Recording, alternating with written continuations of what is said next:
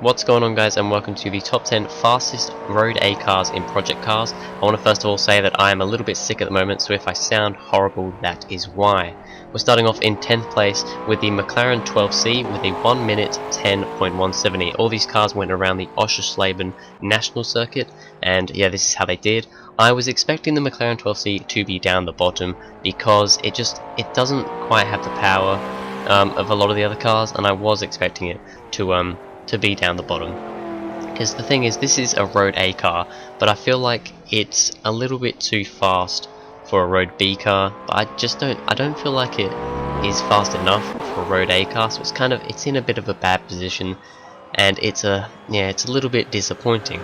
In 9th place we have the RUF RT3R with a 109.808. This is another one of them cars that kind of, it's kind of in between Road A and Road B, but they chucked it in Road A to make it, because it wouldn't have been fair in Road B. However, it's just not very competitive. It's a very slidey car. It slides all over the place, and it's really quite uncontrollable. I mean, it's got controllable slide, but it does lose you time when you're sliding around corners when you just want to be going properly around the corners. So yeah, the RUF, bit of a disappointment, but also I am using my wheel in this, so yes.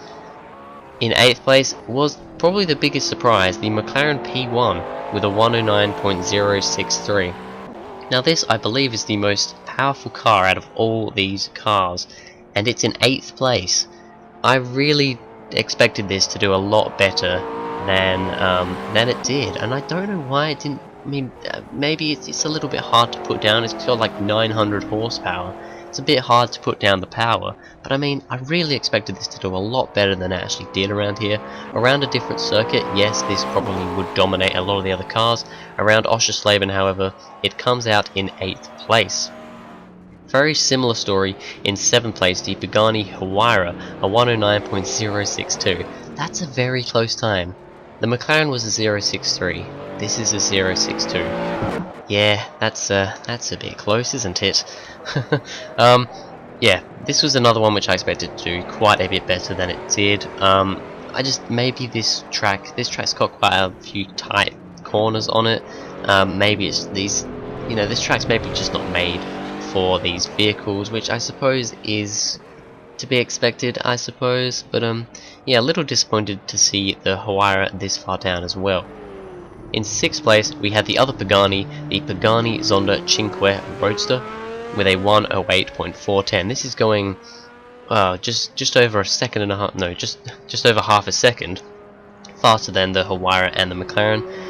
It's only got about 660 horsepower, which is down 40 horsepower-ish on the Pagani, and I mean it's down, oh god, it's down like 300 horsepower on the 240-ish down on the McLaren, but it just does really well through the corners and is a pretty awesome car, and I really do like the Cinque.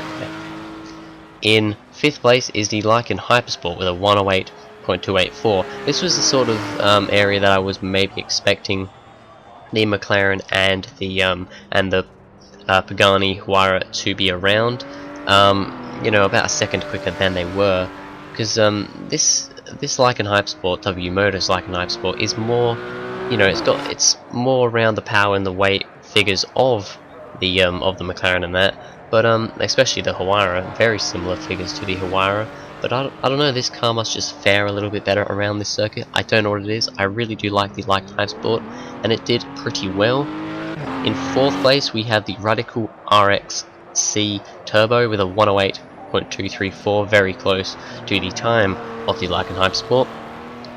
This was one of those cars that, this was, I believe, the least powerful car with only about 454 horsepower, I think it had. Something around about there. It was in the 400s anyway, so definitely the least powerful car. And yeah, but it had good acceleration because it was light, only about 2,000 pounds, I believe. And yeah, fairly good car, a little bit understeery for my liking, but a fairly good car nevertheless.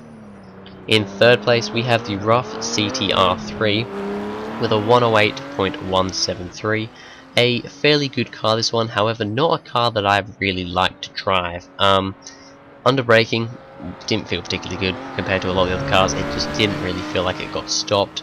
The handling wasn't the favourite. This is probably my least favourite car to drive out of all of them. I don't know what it was about this. It was the braking, the handling, and everything. I did not like driving this CTR3, but I mean, it did get 3rd place, so it did pretty well. And yeah, it was a car, I suppose. Nothing spectacular, really. In 2nd place was the GUMPERT Apollo S with a 107.579. This is a very good car. A bit of an older car, I believe, the GUMPERT. I'm not sure. I don't really know, but GUMPERT, fairly cool car. It handles very nicely. It's got power. I mean, it's got about 770-ish horsepower, I believe. Pretty good handling car, good brakes and everything. Yeah, very nice car, this one. It was the 2nd car that I drove, and it was nice. I have driven it a bit before on this game. However, none of these cars I've driven before with my wheel, so it was a first for all of them with that. And then in 1st place, if you probably already guessed it, the Ariel Atom 500 V8 with a 106.500. This was a good car. I believe it has around about 500 horsepower, with it being a 500 V8, I think. I didn't really check the statistics. Very light, obviously, as you can tell by just looking at it. And just a pretty good car. It does get sliding a little bit. However, I felt like it's actually easier to drive this car with a wheel than it is with a controller, which I was a bit surprised about. But yeah, really nice car. I really like the Ariel Atom. It's just a really cool car. And yeah, just a very nice car. Altogether then, I was a bit disappointed by the McLaren P1 and the Pagani Huayra. I thought they would have done a little bit better than they did. Ariel Atom I kind of was thinking would win, and everything else is, you know, McLaren 12C, I expected that to be at the back, same with the RT12R. But really, I'm surprised with how the Cinque did. Cinque did pretty good, and I was just a bit disappointed by the P1 and the Huayra. But anyway, thank you guys very much for watching. If you enjoyed, please go ahead, like and subscribe. Comment what other videos you want to see on the channel, on Project Cars, or in any other racing games that I have. And I'll see you guys in the next video.